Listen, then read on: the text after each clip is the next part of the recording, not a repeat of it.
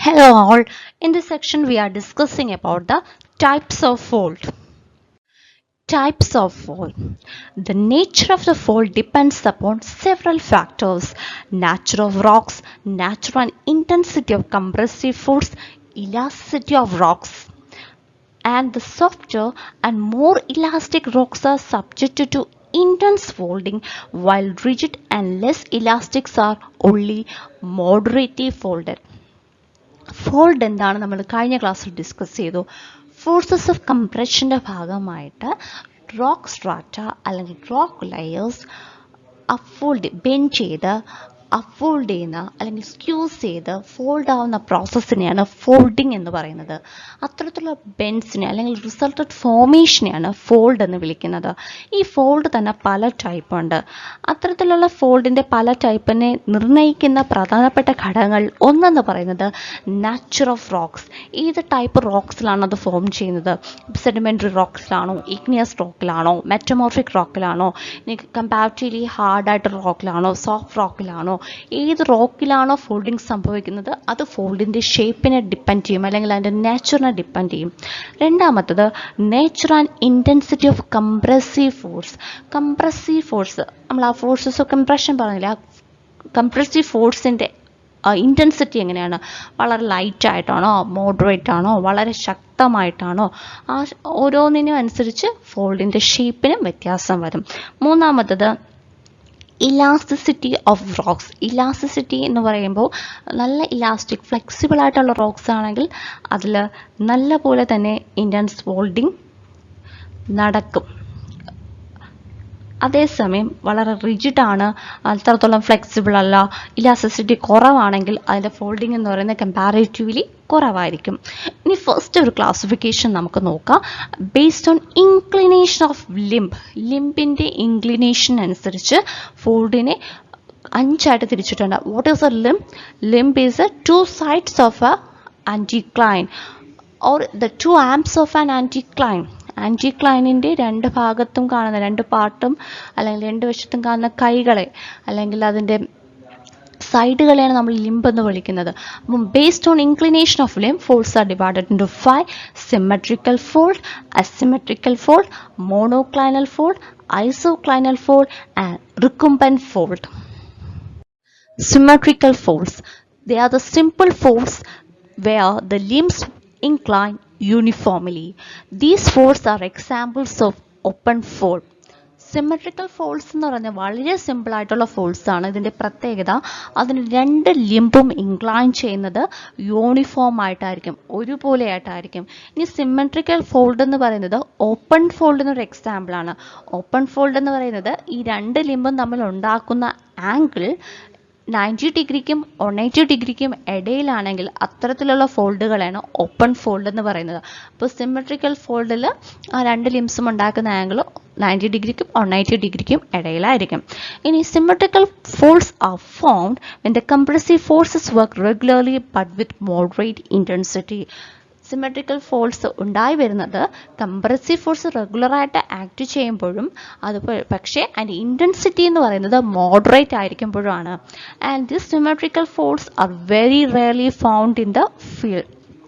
പക്ഷേ ഇത്തരത്തിലുള്ള കറക്റ്റ് ഷേപ്പുള്ള യൂണിഫോമായിട്ട് ഇൻക്ലൈൻ ചെയ്യുന്ന ഫോൾഡ് നമുക്ക് ഫീൽഡിൽ കാണുന്നത് റയറായിട്ടാണ്. Then asymmetrical folds.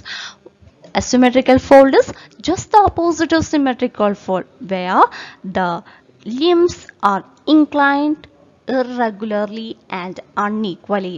അസിമെട്രിക്കൽ ഫോൾഡിൽ എന്താണ്? സിമെട്രിക്കൽ ഫോൾഡിൻ്റെ ജസ്റ്റ് ഓപ്പോസിറ്റ് ആണ് അസിമെട്രിക്കൽ ഫോൾഡ്. ഇവിടെ 2 ലിംബും ഇൻക്ലൈൻ ചെയ്യുന്നത് അൺഈക്വൽ ആയിട്ടോ അല്ലെങ്കിൽ ഇറഗുലർ ആയിട്ടോ ആണ്. And both the limbs inclined at different angles. 2 ലിംബും ഇൻക്ലൈൻ ചെയ്യുന്നത് ഡിഫറെൻറ്റ് ആംഗിൾസിലാണ്. ഫസ്റ്റ് അൺഈക്വൽ ആണ്, സെക്കൻഡ് ഇറഗുലർ ആണ്, third they both incline at different angles. And one limb is relatively larger and the inclination is moderate and regular, while the other limb is relatively shorter with steep inclination. ഇതിൽ ഒരു ലിംബിൻ്റെ പ്രത്യേകത ഒരു limb മറ്റേ ലിംബിനെക്കാട്ടും വലുതായിരിക്കും. അതിൻ്റെ inclination എന്ന് പറയുന്നത്, ചെരിവെന്ന് പറയുന്നത് മോഡറേറ്റ് ആയിരിക്കും. മാത്രമല്ല അത് കുറച്ചുകൂടെ റെഗുലർ ആയിട്ടായിരിക്കും കാണപ്പെടുന്നത്. ഇനി അടുത്തൊരു ലിംബ് എന്ന് പറയുന്നത്, സെക്കൻഡ് ലിംബ് എങ്ങനെയായിരിക്കും? കമ്പാരിറ്റീവ്ലി ഷോർട്ടർ ആയിരിക്കും. മാത്രമല്ല ഇൻക്ലിനേഷൻ, അതിൻ്റെ ചെരിവെന്ന് പറയുന്നത് സ്റ്റീപ്പ് ആയിരിക്കും. Thus, both the limbs are asymmetrical in terms of inclination and length, and hence the name symmetrical fold. Then monoclinal fold. Monoclinal fold are those in which one limb inclines moderately with a regular slope and the other limb inclines at right angle and the slope is almost vertical. Asymmetrical ഫോൾഡിൻ്റെ പോലെ ഒരു വകഭേദമാണ് മോണോക്ലൈനൽ fold. ഇതിലും രണ്ട് ലിംബുണ്ടല്ലോ. അപ്പോൾ ആദ്യത്തെ ലിംബിൻ്റെ പ്രത്യേകത, അത് incline ചെയ്യുന്നത് മോഡറേറ്റ് ആയിട്ടും, റെഗുലർ അല്ല മോഡറേറ്റ് ആയിട്ടും ഒപ്പം റെഗുലർ സ്ലോപ്പുമായിട്ടാണ്. മറ്റേ ലിംബ് ഇൻക്ലൈൻ ചെയ്യുന്നത് സ്റ്റീപ്പ് സ്ലോപ്പും റൈറ്റ് ആംഗിൾ, അതായത് 90 ഡിഗ്രി ആംഗിളാണ് സെക്കൻഡ് ലിംബ് ഇൻക്ലൈൻ ചെയ്യുന്നത്. മാത്രമല്ല അതിൻ്റെ സ്ലോപ്പ് വെർട്ടിക്കലായിട്ടായിരിക്കും കാണപ്പെടുന്നത്. Vertical force and moments are responsible for the formation of monoclinal fold. Monoclinal fold ഉണ്ടാവേണ്ട പ്രധാനപ്പെട്ട റീസൺ എന്ന് പറയുന്നത് വെർട്ടിക്കൽ മൂവ്മെൻറ്റ്സ് ആണ്. നമുക്കറിയാം ഫോഴ്സസ് ഓഫ് കംപ്രഷൻ എന്ന് പറയുന്നത് രണ്ട് സൈഡിൽ നിന്ന് വരുന്ന ഹൊറിസോണ്ടൽ മൂവ്മെൻ്റ് ആണ്. പക്ഷേ ഈ മോണോക്ലൈനൽ ഫോൾഡ് ഉണ്ടാകുന്നത് വെർട്ടിക്കൽ ഫോഴ്സിൻ്റെ ഇഫക്റ്റ് കൊണ്ടാണ്. There is a possibility for splitting of limbs of such fold because of intense folding, which may give birth to the formation of fold. Vertical മൂവ്മെൻറ്റ്സിൻ്റെ ഭാഗമായിട്ടാണല്ലോ മോണോക്ലൈൻ വരുന്നത്. അപ്പോൾ വീണ്ടും വീണ്ടും വെർട്ടിക്കൽ ഫോഴ്സ് ആക്ട് ചെയ്യുമ്പോൾ, ശക്തമായിട്ട് act ചെയ്യുമ്പോൾ ഇതിൻ്റെ ഒരു പ്രത്യേകത എന്ന് പറഞ്ഞാൽ ഇതിന് 2 ലിംസ് ഇല്ല, ലിംസ് തമ്മിൽ പൊട്ടിപ്പോകാനുള്ള ചാൻസ് ഉണ്ട്. ഇങ്ങനെ ഇൻറ്റൻസ് ആയിട്ട് പൊട്ടിപ്പോകുമ്പോൾ അവിടെ ഫോൾട്ടിങ്, വെർട്ടിക്കലായിട്ട് വരുന്ന ഫോൾട്ടിങ് അല്ലെങ്കിൽ ഫോൾട്ട് ഉണ്ടാവാനുള്ള ചാൻസസ് കൂടുതലാണ്. Then isoclinal fold. Isoclinal folds are formed when the compressive forces are so strong that both the limbs of the fold become parallel but not horizontal. Isoclinal folds form ചെയ്യുന്നത് ശക്തമായിട്ടുള്ള folding അല്ലെങ്കിൽ കംപ്രഷണൽ forces act ചെയ്യുമ്പോഴാണ്. രണ്ട് വശത്തു നിന്നും ശക്തമായിട്ടുള്ള കംപ്രഷണൽ forces act ചെയ്യുമ്പോഴാണ്. ഇതിൻ്റെ പ്രത്യേകത, ബോത്ത് ദ ലിംസ്, രണ്ട് ലിംബും പാരലലായിട്ടാണ് കാണപ്പെടുന്നത്. പക്ഷേ ഇത് ഹൊറിസോണ്ടൽ ആയിട്ടല്ല, പകരം വെർട്ടിക്കലായിട്ട് പാരലലായിട്ടാണ് കാണപ്പെടുന്നത്. Recumbent fold. Recumbent fold are folds formed when the compressive force is so strong that the both limbs of the fold become parallel as well as horizontal. Recumbent ഫോൾഡും isoclinal fold പോലെ തന്നെയാണ് form ചെയ്യുന്നത്. പക്ഷേ ഒരു വ്യത്യാസം എന്ന് പറയുന്നത് ഇതിൻ്റെ രണ്ട് ലിംബും ഹൊറിസോണ്ടൽ ആയിരിക്കും കാണപ്പെടുന്നത്.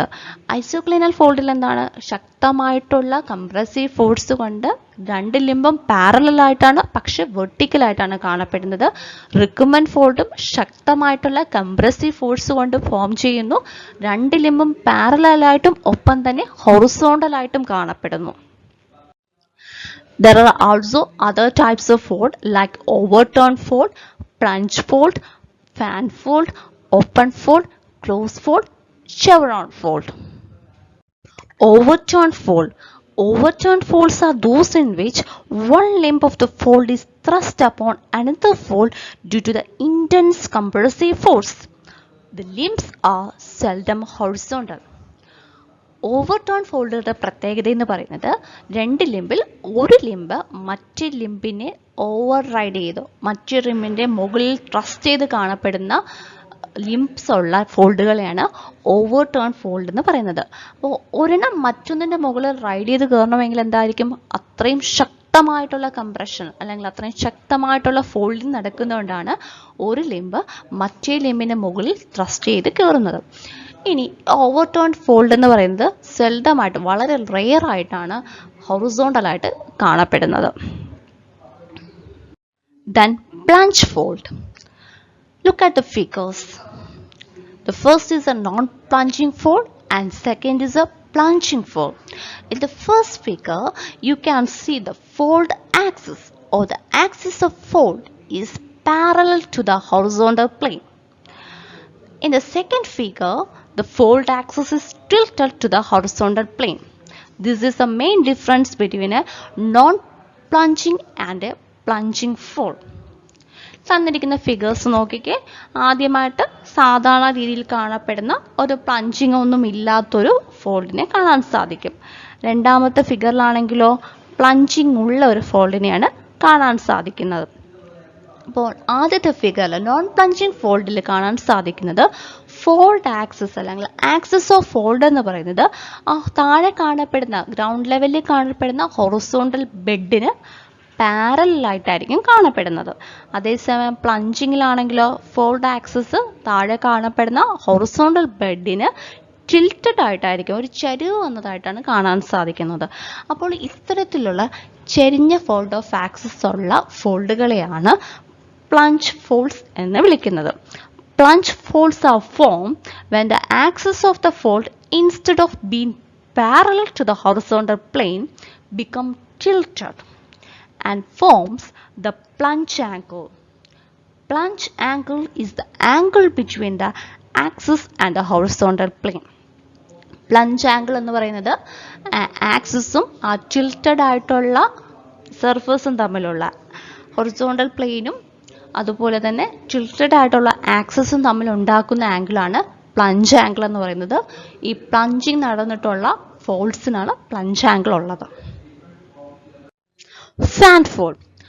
Fan fold represent an extensive and broad fold consisting of several minor anticlines and synclines. Such fold resembles a fan. ഒരു ഫാന് കണക്കിരിക്കുന്ന ഒരുപാട് ആൻറ്റിക്ലൈൻസും സിൻക്ലൈൻസും ഒക്കെയുള്ള വളരെ എക്സ്റ്റെൻസീവും ബ്രോഡുമായിട്ടുള്ള ഫോൾഡുകളെയാണ് ഫാൻ ഫോൾഡ് എന്ന് പറയുന്നത്. പക്ഷേ ആൻറ്റിക്ലിനോറിയും സിൻക്ലിനോറിയും വ്യത്യാസമാണ്. ആൻറ്റിക്ലിനോറിയും സിൻക്ലിനോറിയും എന്താണ്, ഒരു ആൻറ്റിക്ലൈനിൽ തന്നെ ഒരുപാട് ആൻറ്റിക്ലൈൻസും സിൻക്ലൈൻസും ഉള്ളത് ആൻറ്റിക്ലിനോറിയം, ഒരു സിൻക്ലൈനിൽ തന്നെ ഒരുപാട് ആൻറ്റിക്ലൈൻസും സിൻക്ലൈൻസും ഉള്ളത് സിൻക്ലിനോറിയം. ഇനി ഫാൻ ഫോൾഡ് എന്ന് പറഞ്ഞാൽ ഒരു ഫോൾഡിനകത്ത് തന്നെ ഇഷ്ടംപോലെ ആൻറ്റിക്ലൈൻസും സിൻക്ലൈൻസും നമുക്ക് കാണാൻ സാധിക്കുമെങ്കിൽ അത്തരത്തിലുള്ള ഫോൾഡുകളെയാണ് ഫാൻ ഫോൾഡ് എന്ന് പറയുന്നത്. അതൊരു ഫാൻ കണക്കാണ് ഇരിക്കുന്നത്, അതുകൊണ്ടാണ് അതിനെ ഫാൻ ഫോൾഡ് എന്ന് വിളിക്കുന്നത്. Open fold. Open fold are those in which the angle between the two limbs of the fold is more than 90 degree but less than 180 degree. Open fold എന്ന് പറയുന്നത് രണ്ട് ലിംബും തമ്മിലുള്ള ആംഗിൾ 90 ഡിഗ്രിക്ക് മുകളിലും 180 ഡിഗ്രിക്കും താഴെയുള്ള ഫോൾഡുകളെയാണ് ഓപ്പൺ ഫോൾഡ് എന്ന് വിളിക്കുന്നത്. Then closed fold. Closed fold are those in which the angle between the two limbs of the fold is acute angle. Closed fold എന്ന് പറയുന്നത് രണ്ട് ലിംസും നമ്മൾ ഉണ്ടാക്കുന്ന ആംഗിൾ 90 ഡിഗ്രിക്ക് താഴെയാണെങ്കിൽ അത്തരത്തിലുള്ള ഫോൾഡുകളെയാണ് ക്ലോസ്ഡ് ഫോൾഡ് എന്ന് വിളിക്കുന്നത്. ഈ ക്ലോസ്ഡ് ഫോൾഡ് ഫോം ചെയ്യുന്നത് കമ്പാരിറ്റീവ്ലി കംപ്രഷണൽ ഫോഴ്സസ് വളരെയധികം ശക്തമാവുമ്പോഴാണ്. താഴെ കാണുന്ന ഫിഗറിൽ ഓപ്പൺ ഫോൾഡും ക്ലോസ് ഫോൾഡും കാണിച്ചിട്ടുണ്ട്. ഓപ്പൺ ഫോൾഡിൽ ആ ബെൻഡ് കമ്പാരിറ്റീവ്ലി ലൈറ്റർ ആണ്, ക്ലോസിൽ കുറച്ചുകൂടെ കംപ്രസ് ചെയ്ത് വരുന്നുണ്ട്. Then chevron fold. Chevron fold are a structural feature characterized by repeated, well-behaved folded beds with straight limbs and sharp hinges. Chevron folds are a classical example of strong competency contrast between very weak and very hard layers. Chevron fold. റോക്കിന് പല layers ഉണ്ടെന്ന് നമുക്കറിയാം. ഈ layers ചിലപ്പോൾ എന്തായിരിക്കാം, week അല്ലെങ്കിൽ soft layer ആയിരിക്കാം, ചിലപ്പോൾ hard layer ആയിരിക്കാം. ഇത്തരം ഹാർഡ് ലെയറും വീക്ക് ലെയറും ഉള്ള റോക്സിന് കംപ്രഷൻ സംഭവിക്കുമ്പോൾ ഉണ്ടാകുന്ന ഒരു ഫോൾഡാണ് ഷെവറോൺ ഫോൾഡ് എന്ന് പറയുന്നത്. ഇതിൻ്റെ ഒരു പ്രത്യേകത, ഇതിൻ്റെ ലിംസ് എന്ന് പറയുന്നത് സ്ട്രൈറ്റ് ആയിരിക്കും.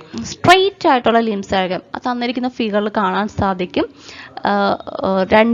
രണ്ട് ഫിഗറിലും കാണാൻ സാധിക്കും. അതിൻ്റെ ലിംസ് എന്ന് പറയുന്നത് സ്ട്രൈറ്റ് ആയിരിക്കും. and have sharp hinges and അറ്റം എന്ന് പറയുന്നത് ഹിഞ്ച്, ആ ഒരു രണ്ടും തമ്മിൽ ജോയിൻ ചെയ്യുന്ന ആ പോർഷൻ എന്ന് പറഞ്ഞാൽ വളരെ ഷാർപ്പായിരിക്കും. നമ്മളൊരു ട്രയാങ്കിൾ കാണുന്നത് പോലെ അതിൻ്റെ ഹിഞ്ച് കണ്ടോ വളരെ ഷാർപ്പായിട്ടായിരിക്കും കാണപ്പെടുന്നത്, അത് കൂട്ടിമുട്ടുന്ന ആ സ്ഥലം. അപ്പോൾ ഷാർപ്പ് ഹിഞ്ചസും സ്ട്രെയിറ്റ് ലിംസുമാണ് ഷെവറോൺ ഫോൾഡിൻ്റെ പ്രത്യേകത. ഇത് പ്രധാനമായിട്ടും ഫോം ചെയ്യുന്നത് ഹാർഡും സോഫ്റ്റ് ലെയേഴ്സ് ഓഫ് റോക്സ് അല്ലെങ്കിൽ weak and strong very hard layers of rocks ഉള്ള ലെയറിന് ശക്തമായിട്ടുള്ള ഫോൾഡിങ് സംഭവിക്കുമ്പോഴാണ്. Box fold. Box fold is a fold having 3 limbs and 2 hinges. രണ്ട് ജോയിൻസും അതുപോലെ 3 ലിംസും ഉള്ള ഫോൾഡുകളെയാണ് ബോക്സ് ഫോൾഡ് എന്ന് പറയുന്നത്. സെക്കൻഡ് ഫിഗറിൽ നമുക്ക് ആദ്യം കാണുന്നത് നമ്മുടെ നോർമൽ ആയിട്ടുള്ളൊരു ഫോൾഡാണ്. പക്ഷേ ഹിഞ്ച് ഫോൾഡ് ശ്രദ്ധിക്കൂ, 3 ലിംസ് നമുക്ക് കാണാൻ സാധിക്കും. മുകളിലൊരു ലിംബ്, സൈഡിൽ 2 ലിംസും കാണാൻ സാധിക്കും. അങ്ങനെ 3 ലിംസും 2 ഹിഞ്ചസ്. ഹിഞ്ചസ് മീൻസ് ആ ജോയിൻസ്, അങ്ങനെ 2 ജോയിൻസും 3 ലിംസും ഉള്ള ഫോൾഡുകളാണ് box fold. Then the final one, Napier. Napier is not actually a fold. Napier is a large body of sheet of rock that has been moved a distance of more than 2 kilometers or more from its original position. നേപ്പീസ് എന്ന് പറയുന്നത് ശരിക്കും ഒരു fold അല്ല, പക്ഷെ folding എന്ന് പറയുന്ന process വഴിയായിട്ട് form ചെയ്തൊരു ഫീച്ചറാണ് നേപ്പീസ് എന്ന് പറയുന്നത്.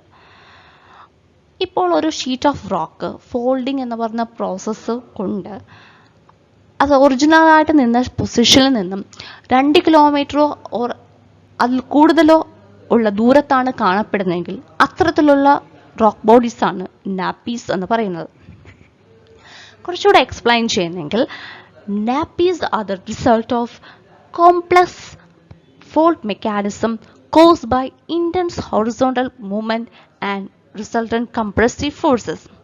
ശക്തമായിട്ടുള്ള കംപ്രസീവ് ഫോഴ്സസും ഇൻറ്റൻസ് ആയിട്ടുള്ള മൂവ്മെൻറ്റും കൊണ്ടുണ്ടായിട്ടുള്ളൊരു ഫീച്ചറാണ് nappes. Both the limbs of the recumbent fold are parallel as well as horizontal. Due to the further increase in the continued compressive force, one limb of the recumbent fold slides forward and overrides the other fold, and this process is called thrust. Recommend fold നമ്മൾ കുറച്ച് മുമ്പേ explain ചെയ്തു. Recommend fold എന്താണ്? ശക്തമായ compressive ഫോഴ്സിൻ്റെ ഫലമായിട്ട് യൂണിഫോമായിട്ടും പാരലായിട്ടും form ചെയ്യുന്ന 2 limbs, പക്ഷേ അത് ഹൊറിസോണ്ടലായിട്ടാണ് ഫോം ചെയ്യുന്നതെങ്കിൽ അത്തരത്തിലുള്ള ഫോൾഡുകളെയാണ് നമ്മൾ റിക്കംബന്റ് ഫോൾഡ് എന്ന് വിളിച്ചത്. ഈ റിക്കംബന്റ് ഫോൾഡിൽ വീണ്ടും ഫോൾഡിങ് നടക്കുകയാണെന്ന് വെച്ചോ, വീണ്ടും ശക്തമായിട്ട് ഫോൾഡിങ് നടക്കുന്ന സമയത്ത് റിക്കംബന്റ് ഫോൾഡിൻ്റെ ഒരു ലിംബ് തൊട്ടടുത്തുള്ള ലിംബിനെ ഓവർ റൈഡ് ചെയ്യും. നമ്മൾ നേരത്തെ പറഞ്ഞ ഓവർ ത്രസ്റ്റ് ഫോൾഡിനെ പോലെ റിക്കംബന്റ് ഫോൾഡിൻ്റെ ഒരു ലിംബ് മറ്റേ ലിംബിനെ ഓവർ റൈഡ് ചെയ്യും. ഇങ്ങനെ ഓവർ റൈഡ് ചെയ്യുന്ന ഈ പ്രോസസ്സിനെ നമ്മൾ വിളിക്കുന്നത് ത്രസ്റ്റ് എന്നാണ്. ത്രസ്റ്റ് ആ ഫിഗറിൽ നിങ്ങൾക്ക് കാണാൻ സാധിക്കും. ത്രസ്റ്റ് എന്ന് പറഞ്ഞൊരു പ്രോസസ്സ് അവിടെ നടക്കുന്നുണ്ട്. അങ്ങനെ ഓവർ ചെയ്യുന്ന ആ പ്രോസസ്സിനെ വിളിക്കുന്നത് ത്രസ്റ്റ് എന്നാണ്.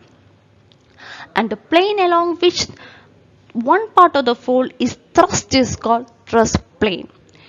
ഏത് ഭാഗത്തൂടെയാണോ ആ ഓവർ റൈഡിങ് നടക്കുന്നത്, ഏത് പ്ലെയിനിൽ കൂടെയാണോ ആ ഒരു ഓവർ റൈഡിങ് നടക്കുന്നത്, ത്രസ്റ്റ് നടക്കുന്നത്, അത്തരത്തിലുള്ള ഭാഗത്തെ, അത്തരത്തിലുള്ള പോർഷനെ വിളിക്കുന്ന പേരാണ്, അത്തരത്തിലുള്ള പാർട്ടിനെ വിളിക്കുന്ന പേരാണ് thrust plane. The upthrust part of the fold is called overthrust fold. നേരത്തെ പറഞ്ഞത് തന്നെയാണ്, റിക്കംബന്റ് ഫോൾഡിൻ്റെ ഒരു ലെയർ ഓവർ ത്രസ്റ്റ് ചെയ്ത് ഓവർ റൈഡ് ചെയ്ത് വരുന്നതിനാണ് ഓവർ ത്രസ്റ്റ് ഫോൾഡ് എന്ന് വിളിക്കുന്നത്. When the compressive force is so intense, it crosses the limit of elasticity of the rock buds. The limbs of the fold are so acutely folded and they break at their axis. Overthrust recumbent ഫോൾഡിന് ശക്തമായിട്ടുള്ള compression നടത്തുമ്പോൾ അതൊരു over thrust ഫോൾഡായിട്ട് മാറി. ആ പ്രോസസ്സിനെ thrust എന്നും ഏത് പാർട്ടിൽ കൂടെയാണോ ആ ഒരു ത്രസ്റ്റിംഗ് നടന്നത് അതിനെ ത്രസ്റ്റ് പ്ലെയിനും എന്നും നമ്മൾ വിളിച്ചു. ഇങ്ങനെ ഓവർ ത്രസ്റ്റ് ചെയ്ത ഫോൾഡിൽ വീണ്ടും ശക്തമായിട്ട് ഫോൾഡിങ് നടക്കുകയാണ്. വീണ്ടും വളരെ ഇൻറ്റൻസ് ആയിട്ട് ശക്തമായിട്ട് ഫോൾഡിങ് നടക്കുമ്പോൾ സംഭവിക്കുന്ന കാര്യം, ഏത് റോക്കിനാണോ ഫോൾഡിങ് നടക്കുന്നത് അതിൻ്റെ ഇലാസ്റ്റിക് പ്രോപ്പർട്ടി അതിന് നഷ്ടപ്പെടുകയും ഇലാസ്റ്റിക് പ്രോപ്പർട്ടിയുടെ ലിമിറ്റ് ക്രോസ് ചെയ്യുകയും അത് ആ റോക്ക് ലെയർ പൊട്ടാൻ ചാൻസ് ഉണ്ട്, ആ റോക്ക് ലെയർ പൊട്ടിപ്പോവുകയും ചെയ്യുന്നു. The resultant structure become reverse to the normal structure. ഇങ്ങനെ പൊട്ടിപ്പോകുമ്പോഴത്തേക്ക് സംഭവിക്കുന്നത്, ശരിക്കും എങ്ങനെയാണോ ഒരു സ്ട്രക്ചർ കാണപ്പെട്ടത് അതിന് റിവേഴ്സ് ആയിട്ടായിരിക്കും ആ ഒരു സ്ട്രക്ചർ കാണപ്പെടുന്നത്. ചിലപ്പോൾ ഒരു റോക്ക് ലെയറിൽ 5 ലെയർ കാണും. ഏറ്റവും താഴെ വേറൊരു ലെയർ ആയിരിക്കാം, രണ്ടാമത്തെ ലെയർ വേറൊരു യങ് ഫോർമേഷൻ ആയിരിക്കാം, മൂന്നാമത്തെ ലെയർ വേറൊരു ഫോർമേഷൻ ആയിരിക്കാം. പക്ഷേ ഇത്തരത്തിൽ ഓവർ ത്രസ്റ്റിങ് നടന്ന് അതുപോലെ ഈ റോക്ക് ലെയർ പൊട്ടുക കൂടെ ചെയ്യുമ്പോൾ ഈ ഒരു റോക്ക് ലെയറിൻ്റെ സ്ട്രക്ചർ റിവേഴ്സ് ചെയ്ത് വരും. ഇത്തരത്തിലുള്ള റിവേഴ്സ് ചെയ്ത് പൊട്ടി അങ്ങനെ റിവേഴ്സ് ചെയ്തിരിക്കുകയാണ്. വീണ്ടും കംപ്രഷൻ നടക്കുമ്പോൾ എന്ത് സംഭവിക്കും? ഈ ബ്രോക്കൺ ലെയർ ഒരുപാട് കിലോമീറ്റർ ഇങ്ങനെ സഞ്ചരിച്ച് അത് വേറൊരു സ്ഥലത്ത് വേറൊരു ഒറിജിനൽ പ്ലേസിൽ നിന്നും വളരെയധികം മാറി മറ്റൊരു സ്ഥലത്ത് ഡിസ്പ്ലേസ് ചെയ്ത് കാണപ്പെടും. അത്തരത്തിലുള്ള ബ്രോക്കൺ ലിംപിനെ വിളിക്കുന്ന പേരാണ് nappies. Due to the continuous horizontal movement and compressive forces, the broken limb of the foot is thrown several kilometers from the original places and overrides the rock bed in a distant place. Such broken limb of foot is called nappy.